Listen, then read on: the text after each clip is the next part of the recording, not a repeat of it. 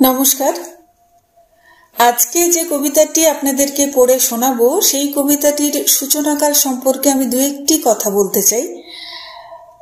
আসলে ছোটবেলায় অনেকের মতোই আমিও কয়েকবার শান্তিনিকেতনে গেছি, কিন্তু বড়বেলায় যখন আমি শান্তিনিকেতনে গেলাম তখন শান্তিনিকেতন দুদিনের জন্য বন্ধ ছিল। তো বাইরে থেকেই শান্তিনিকেতনের মূল বিল্ডিং দেখা এবং বাইরের আরো যেসব দর্শনীয় স্থান আছে সেগুলো দেখা।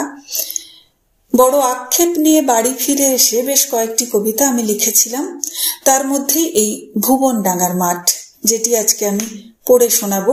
আসলে পড়ে শোনাতে ভালো লাগে, পারি আর না পারি, তার চেয়েও বেশি ভালো লাগে আপনাদের সুন্দর সুন্দর কমেন্টস, শেয়ার আমাকে উৎসাহিত করে, আমি আপ্লুত হই এবং কি বলবো, এটাই আমার লেখার রসদ। এজন্য অশেষ কৃতজ্ঞতা আপনাদের প্রতি। পড়ে শোনায় ভুবনডাঙ্গার মাঠ। সবে তখন সকাল ভুবনডাঙ্গায়, পলাশের বনে কুয়াশারা ভাসমান, রবির কিরণে কিশলয় রেঙে যায়, দেখে মনে হয় চুমু দেয় আসমান। কখনো আমি বাউল ভোলা মনে হৃদয় খাতে আনন্দ লুটে রাখি, ভুবনডাঙ্গায় আমি ভোলা সেই ক্ষণে আলোহীন মনে রবির প্রভা মাখি।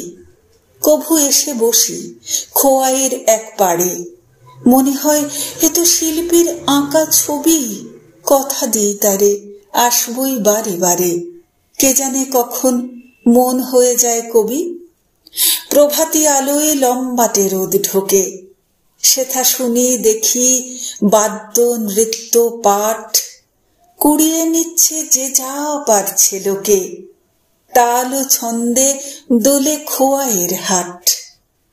মনে মনে দেখি রবি প্রভা উঁকি মারে, শুনি কবিতা গান ছন্দ লয়, আমিও তখন আওড়াই জোরে সরে, নাই নাই ভয়, হবেই হবে জয়, খুলে যাবে দ্বার, খুলে যাবে দ্বার, নাই নাই ভয়।